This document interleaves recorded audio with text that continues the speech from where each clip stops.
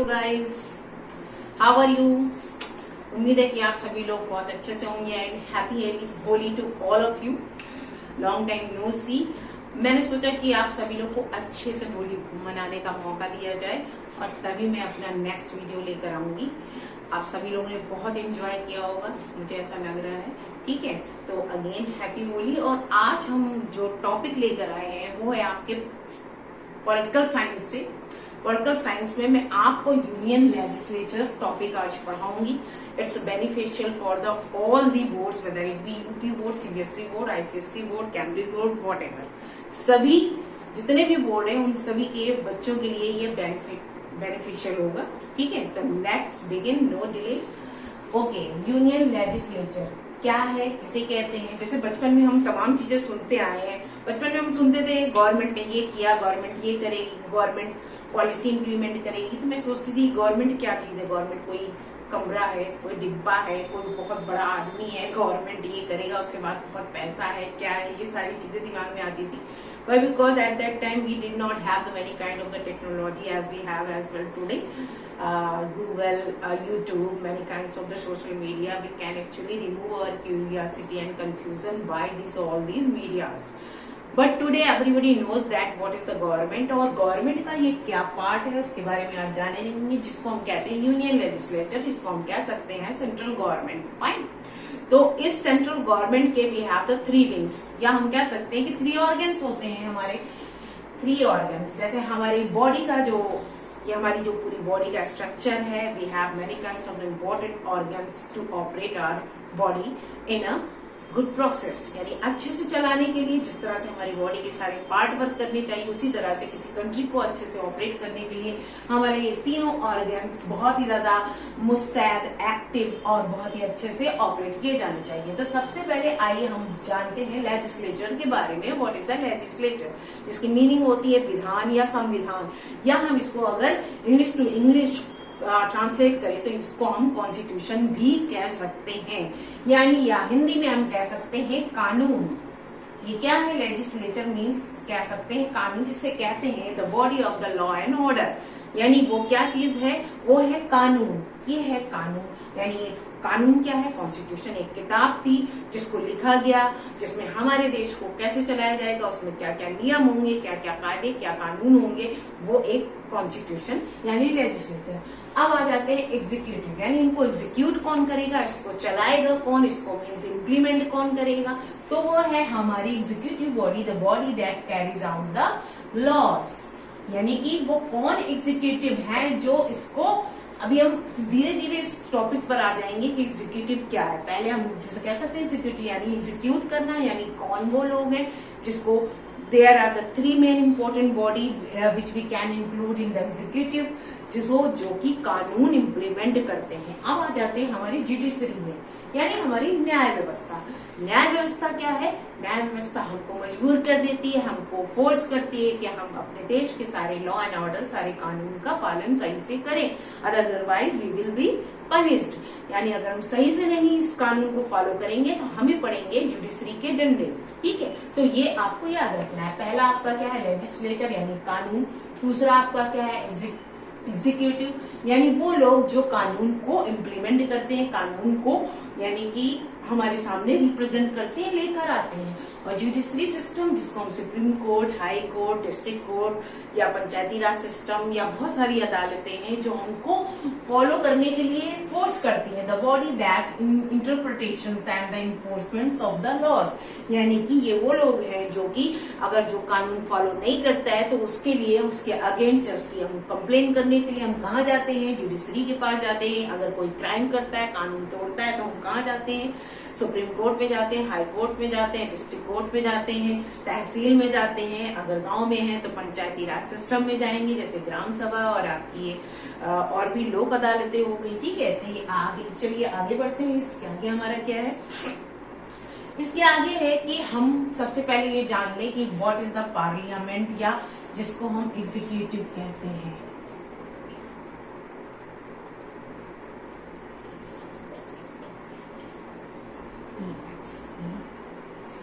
ठीक है, तो ये है हमारा एग्जीक्यूटिव, यानी लोकसभा, राज्यसभा और प्रेसिडेंट। ये वो तीनों पार्ट हैं जिनको मिला के हमारी क्या बनती है, पार्लियामेंट बनती है। लोकसभा, राज्यसभा और प्रेसिडेंट। अब प्रेसिडेंट कौन है, लोकसभा क्या है, राज्यसभा क्या है, इसको समझने के लिए सबसे पहले हमें फेडरल सिस्टम को समझना होगा। फेडरल सेटअप क्या है, जैसे अक्सर आपको बताया गया होगा या आपसे क्वेश्चन पुटअप किया जाता होगा क्लास में या कहीं भी कि व्हाट इज फेडरल। ठीक है, फेडरल, फेडरल क्या है, ठीक है। देखिए, फेडरल मीन्स को अच्छे समझने के लिए हम कह सकते हैं डिसेंट्रलाइजेशन, डिसेंट्रलाइजेशन ऑफ पावर, ये आप मान लीजिए इसको, पावर्स, या हम कह सकते हैं distribution, distribution of power, power यानी हमारे पास जो पावर्स है, जो हमें कानून ने दी है, किसको दी है, उनको दी है जो जिनको हम डायरेक्ट इलेक्ट करके यूनियन लेजिस्लेचर में भेजते हैं। ठीक है, उनको क्या पावर दी गई है, उनको पावर दी गई है कि वो अपने इस पावर को कैसे डिस्ट्रीब्यूट करें। जैसे फॉर एग्जाम्पल ये हमारी हो गई कंट्री, ठीक है, तो इस कंट्री का क्या हो गया, एक पीएम हो गया। ठीक है, फिर इस कंट्री में हमारे पास क्या नाम है, छोटे छोटे स्टेट हैं बहुत सारे। ठीक है, तो हमने हर एक स्टेट का एक सीएम बना दिया। फिर उसके अंदर और भी डिस्ट्रिक्ट्स हैं, टाउन है, सिटीज हैं, तो हमें क्या करना होगा, फिर सब किसी को हमें डीएम बनाना होगा, कोई हमारा अगर विलेज में है तो वो क्या नाम है, प्रधान होगा। ठीक है, सिटी में है तो मेयर होगा। तो इस तरह करके यानी कि from the smallest unit till the longest or the biggest unit we have the distribution of the power। यानी as for example we have the central government, जैसे हम कह सकते हैं we have the central government। कहाँ रखते हैं हम central government, दिल्ली में। ठीक है, for example we have the central government in Delhi। सबसे पहले आपका क्या होगा, सेंट्रल गवर्नमेंट। फेडरल सिस्टम क्या होता है इसको हमें समझना है। फिर उसके बाद क्या होगा, आपकी स्टेट गवर्नमेंट, फिर आपकी क्या होगी, लोकल सेल्फ गवर्नमेंट। ठीक है, फिर आपकी क्या होगा, पंचायती राज सिस्टम। ये सारी चीजें क्या है, एक तरह से क्या है, डिस्ट्रीब्यूशन ऑफ द पावर है। ठीक है, और एक फेडरल को समझने का एक और आपका द मेन पॉइंट है जो आपका रह गया है, वो मैं आपको बता दूं।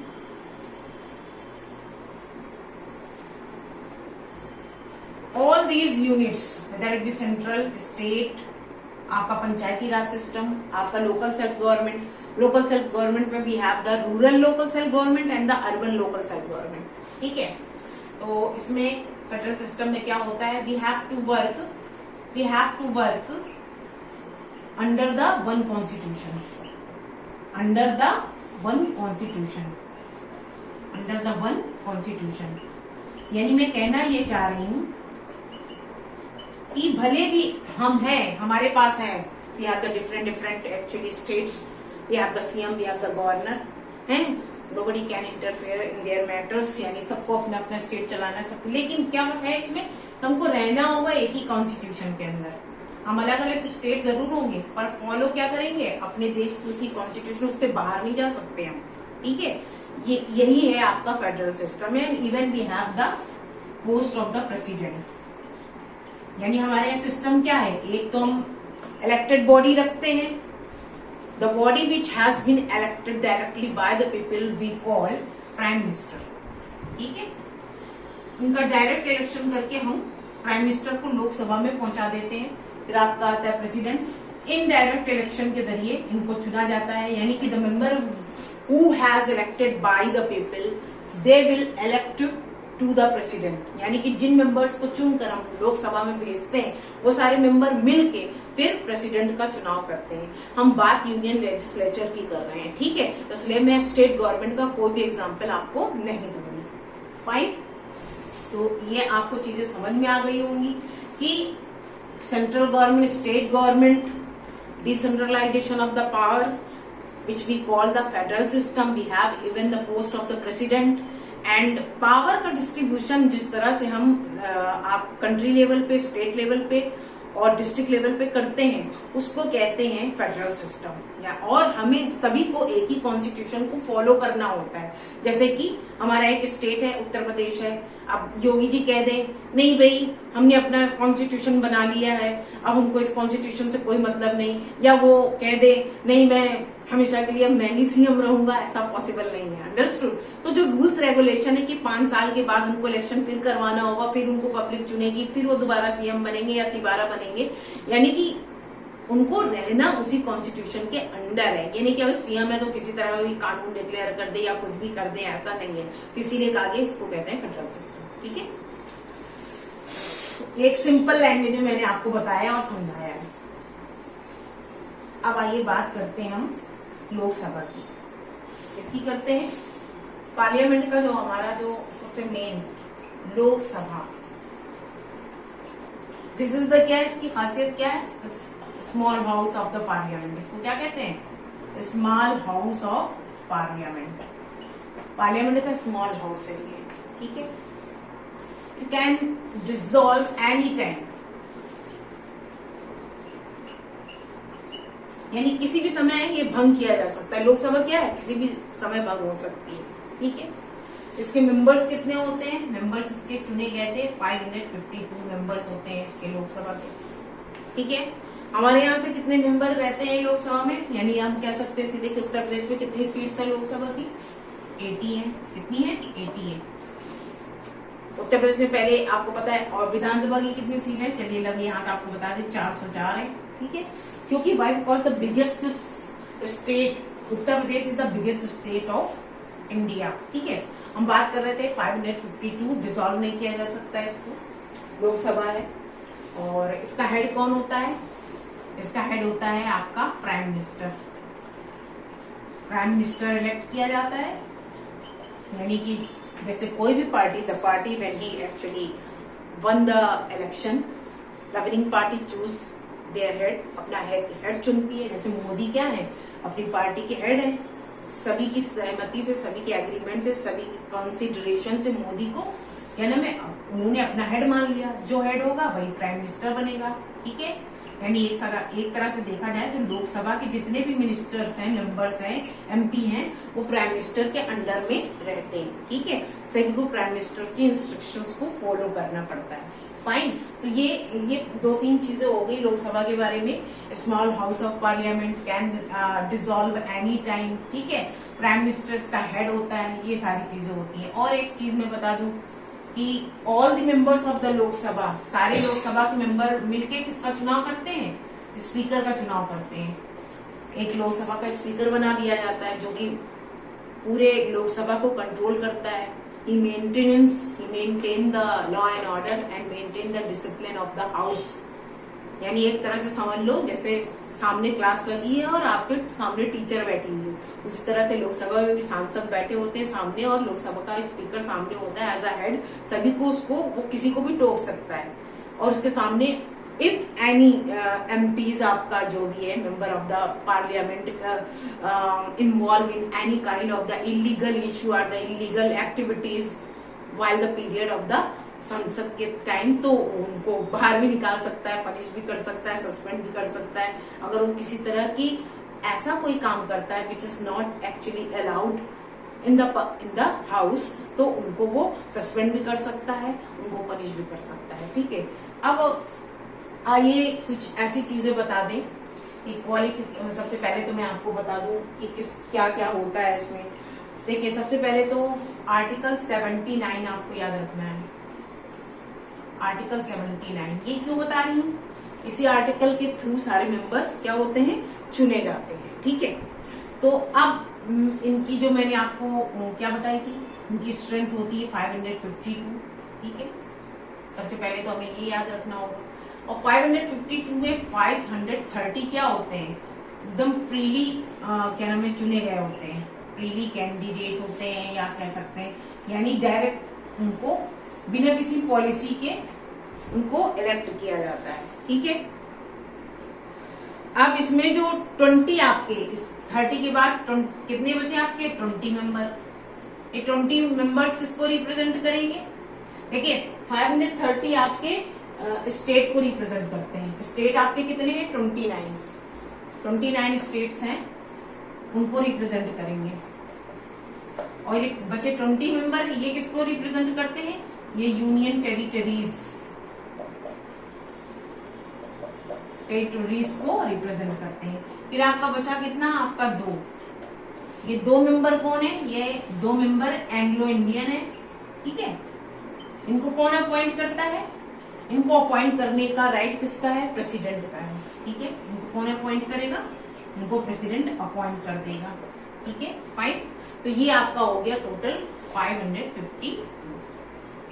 ये 2 मेंबर हैं जो कि एंग्लो इंडियन होते हैं। अब एंग्लो इंडियन मैंने आपको बताया था कौन है। एंग्लो इंडियन वो ब्रिटिशर्स हैं जो यहाँ रह गए, बस गए, उन्होंने इंडियन के साथ मिक्सअप हो गए, इंडियन सिटीजनशिप मिल गई उनको, और है तो वो क्रिश्चियन ही, लेकिन कभी आए तो वो इंग्लैंड से, और आज उनको एंग्लो इंडियन के नाम से जाना जाता है, ठीक है। तो उनको कहा गया है एंग्लो इंडियन। अब आपका लोकसभा में मैं आपको बता दूं कि क्या क्या what kind of the qualification we have to be being the member of the Lok Sabha. सबसे पहले तो हमको ये याद रखना है, यानी कि लोकसभा का मेंबर होने के लिए क्या क्या कंडीशंस हैं, ये हम जान लेते हैं। देखिए, सबसे पहले अगर आप लोकसभा का मेंबर बनना चाहते हैं, लोकसभा का मेंबर कैसे बनेंगे? ऐसे हलवा तो है नहीं, हमें बाकायदा और लोकसभा चुनाव जीतना होगा, समझ रहे हैं आप। ये नहीं कि बस लोकसभा मेंबर बनने के लिए, और उसके लिए क्या क्या कंडीशंस है, what are the conditions are applied to being the member of the Lok Sabha. First है आपका, you have to be the Indian citizen. सबसे पहले तो आपको भारत की नागरिकता आपके पास होनी चाहिए, पहला पॉइंट। सेकेंड वन क्या है? आपकी एज 25 ईयर्स से कम नहीं होनी चाहिए, सेकेंड पॉइंट। थर्ड पॉइंट आपका क्या है? You should not hold any kind of the office of profit, should not hold office of profit, यानी किसी तरह का आपके पास, आप इंजीनियर हैं, आप बहुत बड़े किसी एम्पायर के एमडी है, मैनेजर है, ये नहीं कि आप डबल आप देश के प्रधानमंत्री भी हैं और आपको उधर से भी 10 लाख सैलरी मिल रही है, आप समझ रहे हैं। यानी कि अगर आप पार्लियामेंट के सांसद हैं, या इसी तरह से सेम प्रोसेस आपका स्टेट गवर्नमेंट के लिए भी अप्लाई होता है, तो you should not hold any office of the profit, यानी किसी और प्रॉफिट में या किसी और उसमें नहीं रह सकते आप। दूसरा, चौथा क्या है? You should not be debtor. Debtor आप समझ गए? डेप्टर या हम कह सकते हैं बैंकरप्ट या इंसॉल्वेंट भी कह सकते हैं, यानी और मेंटली डिस्टर्ब नहीं होना चाहिए कहीं से भी, मेंटली डिस्टर्ब, यानी कि आप कंगाल हैं, आपके पास कुछ नहीं, आप चुनाव के लिए खड़े हो गए हैं, ऐसा नहीं है। यू नो दैट कि अगर ऐसे तो हर कोई खड़ा हो जाएगा। क्यों ऐसा है? ये कंडीशन क्यों रखी गई?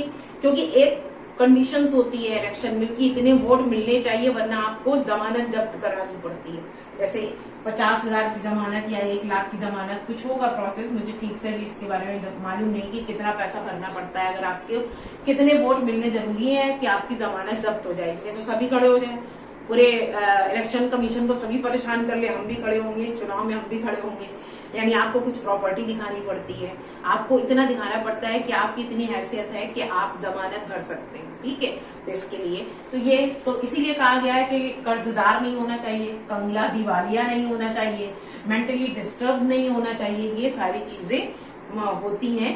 तो यानी कि these are the main qualification which are required to being the member of the Lok Sabha. तो लोकसभा जो है आपका मैंने आपको बता दिया है कि क्या क्या कंडीशंस होनी चाहिए लोकसभा का मेंबर होने के लिए। लोकसभा का हेड होता है, आपका स्पीकर होता है, ठीक है। तो मैंने आज आपको लोकसभा के बारे में जो विचार था, और इसका जो टेन्योर क्या होता है, इसका टेन्योर होता है आपका 5 ईयर्स का, ठीक है। तो थोड़ा सा इसके बारे में मैं बता दूं, फिर मैं आपका ये वीडियो कंप्लीट कर दूंगी। 5 ईयर्स का टेन्योर होता है, इससे पहले भी, लेकिन लोकसभा किसी भी टाइम भंग करी जा सकती है। यानी मान लीजिए प्रधानमंत्री मर गया अचानक, या उसने इस्तीफा दे दिया, या अविश्वास प्रस्ताव आ गया, यानी या किसी तरह की इमरजेंसी आ गई और सरकार भंग हो गई, गिर गई, यानी उनके मेंबर ने अपने इस्तीफा दे दिया। जैसे मान लीजिए 304 यानी 304 समथिंग कुछ मेंबर्स होने चाहिए गवर्नमेंट बनाने के लिए यूनियन लेजिस्लेचर में, और उनमें से 50 या 100 कहीं चले गए या उन्होंने इस्तीफा दे दिया, दूसरी पार्टी में शामिल हो गए, या प्रधानमंत्री खुद बीमार पड़ गए, या उन्होंने इस्तीफा दे दिया, या उनकी सरकार गिर गई, या उनकी डेथ हो जाए किसी की, प्रधानमंत्री की, ऐसे टाइम पे तो अपने आप लोकसभा क्या हो जाती है, डिसॉल्व हो जाती है। इसका मतलब, डिसॉल्व होने का मतलब है कि हमको दोबारा चुनाव करने के प्रोसेस से गुजरना होगा। ठीक है, तो आप मिलते हैं, मेरे ख्याल से जितने भी पॉइंट्स मैंने आपको बताए हैं आज आपको समझ में आ गए होंगे, और मिलते हैं, अपने इसी टॉपिक को कंटिन्यू रखेंगे। Till then bye.